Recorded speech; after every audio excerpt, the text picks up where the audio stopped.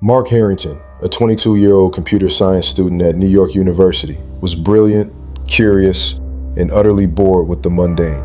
Tired of ordinary life, he turned to the dark web, hoping to find something real, something terrifying enough to make him feel alive. One night, using the Tor browser and a VPN, he discovered a link, redroom47.onion. With a single click, he entered a live video feed, low-res, dimly lit, a man tied to a chair, another in a mask looming over him. Below the video, a chat window displayed real-time bids. Cut his finger, $300. Burn his face, $800. Let him go, $50. Mark tried to close the stream, but the screen suddenly went black, then flashed with the message, "We see you, Mark." His name, email, and IP location appeared, and a wave of dread surged through him. That night, an anonymous call woke him, only breathing on the other end. The next morning, a neighbor casually mentioned a black van parked outside his window all night. A note appeared in his university locker, "Don't dig too deep." Terrified, Mark reached out to a user named V1C70R on an old darknet forum. Victor, a former insider who once worked with the Red Room. Victor warned him that once someone views a Red Room stream and reacts emotionally, they're tagged as a subject, part of a twisted hierarchy that includes bidders, operators, harvesters, and the unwitting subjects chosen for experiments. Victor explained that Mark had triggered the observer protocol simply by staying too long and showing fear. Now, they would watch him. Strange things began happening. His TV received a pairing request from Red Room 47, his phone lit up with threats, and it became clear that whoever was behind this wasn't just in his devices, they were inside his home. Mark met Victor in a dark, deserted parking garage. Victor, ex-military and sharp-eyed, handed him a burner phone and a small device that could create a local signal blackout. When Mark asked where they were going, Victor's reply was grim: "To meet Lucy. And if she doesn't shoot us on sight, we might just have a chance." Lucy showed them a wall covered in red strings, maps, and missing person reports, all with one thing in common. Each person had once accessed a Red Room stream. They were building a psychological experiment, she said, tracking how long subjects survived, what broke them, what made them violent. Mark felt sick. He realized he wasn't being hunted for punishment. He was being watched for data. That night, a nearby power station went down, and Lucy immediately shouted, "They found us. Kill the lights." In the darkness, the faint hum of a drone passed overhead. Then another, closer. Lucy handed Mark a thermal suppressor vest and said, "We'll have to split up. They're not here for all of us. They're here for you." As Mark slipped out the back into the cold woods, his burner phone buzzed just once. One message. "Run all you want. The show's still live." Mark sprinted through the dense, frozen woods with nothing but the dim moonlight to guide him. His breath sharp in the air, and each crack of a twig behind him sounding like a gunshot. He didn't know if Lucy or Victor had made it out, but he couldn't stop to check. His only goal now was to get as far from the farmhouse as possible. After nearly an hour of running, slipping and crashing through branches, he reached a deserted train yard, where he hid inside a rusted-out cargo car and tried to catch his breath, only to find a small red LED blinking inside. Another tracker. He yanked it off, crushed it underfoot, and realized that staying off grid wasn't enough. They were always 3 steps ahead.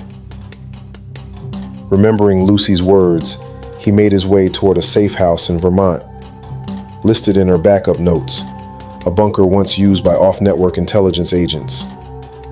On the way, he used an underground messaging relay to contact Victor, but only received a strange file back. No text, no context, just a .bin file with the label, Protocol Echo. He couldn't open it with standard tools, and when he tried on an isolated system at the safe house, it launched a grim-looking interface showing dozens of live feeds, most dark, some flickering, and one unmistakably showing him inside the same cargo train he had just left. A timer blinked at the bottom of the feed. Echo recording 01233 live. That's when he understood. This wasn't just surveillance. This was part of the show. Red Room wasn't operating on the dark web anymore. It had leaked into the surface, hidden inside abandoned infrastructure, IoT devices, private security feeds, and even public networks. Mark wasn't just a subject anymore. He was now a character in a program others were watching, betting on, maybe even controlling. Somewhere, out there, people were still bidding. But now it was on him. As the realization sank in that his life had become a twisted, real-time broadcast, Mark felt the cold weight of helplessness settle deep in his chest. But instead of panicking, something inside him snapped into focus. If he was being watched, then maybe he could use that visibility to his advantage. Inside the Vermont bunker, he discovered an old hard drive labeled Ghost Network hidden beneath the floorboards, left behind by someone who had clearly been running from the same nightmare. The files inside were fragmented but hinted at a group of rogue agents, former intelligence officers and ethical hackers who had tried to dismantle Red Room years ago but vanished mid-mission. Among the documents was a crude blueprint for something called Node Zero, believed to be the original backbone server of the entire Red Room ecosystem, supposedly located in the Arctic tundra, buried beneath an abandoned Russian satellite relay. Knowing there was no help coming and that staying hidden was no longer enough, Mark decided to go after it, not to survive, but to end it. Using stolen crypto from a dead drop Lucy had set up, he booked a one-way flight under a false identity and reached Reykjavik, Iceland, where a contact named Nadia, an ex-NSA techie turned whistleblower, met him with cold eyes and a data packet full of encrypted keys. Nadia didn't speak much, but what she gave him was powerful. A decryption key that could, if connected to Node Zero, send a kill packet across the entire Red Room network. But there was a catch. The key could only be used once, and it had to be uploaded physically at the source. As they prepared to cross into the Arctic Circle, a news alert popped up on a satellite feed. University student Mark Harrington, missing, declared fugitive in suspected cyber terrorism case. Red Room had flipped the narrative. They were painting him as the criminal, and suddenly, the world was watching for all the wrong reasons. Wrapped in thermal gear and weighed down by layers of paranoia, Mark and Nadia traversed the icy desolation of the Arctic Circle aboard a stolen snow rover, their only guide an old Russian GPS coordinate buried deep in the Ghost Network files, which pointed to what looked like a long-abandoned Soviet communications facility, half sunk into the ice, forgotten by governments, but not by the network that had embedded itself into every dark corner of the world. As they reached the site, a jagged steel dome protruded from the snow like a rusted tombstone, humming faintly, a signal still alive. Inside, beneath years of frost and silence, was the core, Node Zero, glowing dim blue, cables twitching like veins, still very much awake. As Nadia connected the decryption device and began to initialize the kill packet, Mark scanned the walls covered in faded Cyrillic warnings and modern graffiti, symbols he now recognized from the Red Room interface, proving this place wasn't just infrastructure, it was the heart of the cult. Suddenly, the entire structure vibrated as an automated voice barked something in Russian, followed by English. Unauthorized intrusion detected. Live feed initiated. The dome ceiling flickered to life, revealing hidden cameras blinking online. Somewhere, someone was watching again. A live counter ticked upward, viewers joining. The final show had begun. Nadia yelled over the noise. "It's uploading, but it's triggering everything. You need to buy me time." Mark grabbed the emergency lock panel and began slamming steel doors shut manually, sealing entry points one by one while sirens wailed, growing louder. Through one last uncovered vent, he saw shapes, humanoid, armored, moving in through the whiteout. They weren't just here to stop the upload. They were here to broadcast his death. And across the world, tens of thousands of people were now watching the endgame in real time, betting, commenting, cheering, as Mark prepared for a final stand.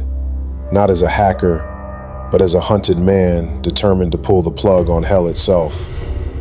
As the countdown reached its final seconds and Nadia screamed that the kill packet was at 92%, Mark barricaded the last hatch with a steel beam and gripped a flare gun he'd found in a survival kit, knowing full well it wouldn't stop whoever or whatever was coming through the snowstorm.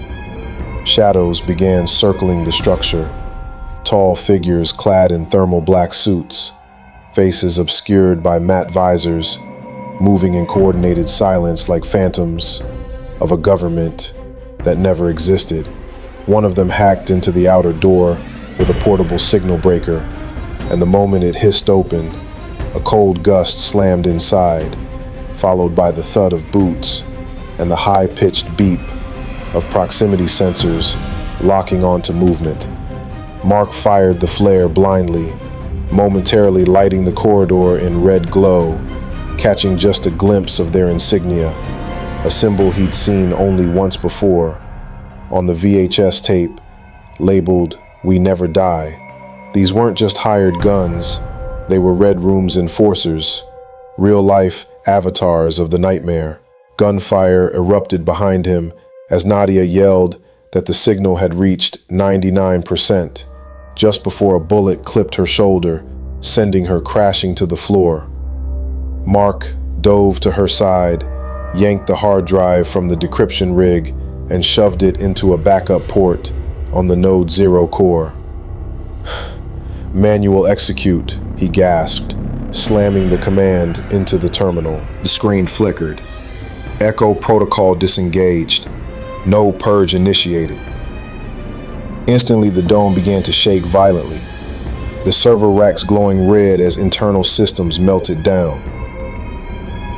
One of the masked operatives lunged forward, reaching for the core, but Mark tackled him head first into an exposed cable. Electricity arcing through the air as both bodies crashed to the floor. Nadia, bleeding but conscious, crawled to the emergency power switch and pulled it, completing the overload.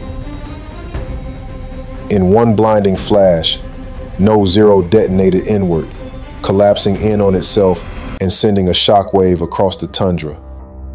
And just like that, all the live feeds around the world went black. One by one, silent screens replacing screams, until only static remained. Days later, in a quiet hospital ward, somewhere in Helsinki, Mark opened his eyes to the sound of an old tube TV buzzing with static. His body was bruised, bandaged, and half frozen, but alive. Nadia sat in a chair nearby, her arm in a sling, eyes sunken but smiling faintly. "You did it," she said. "It's gone."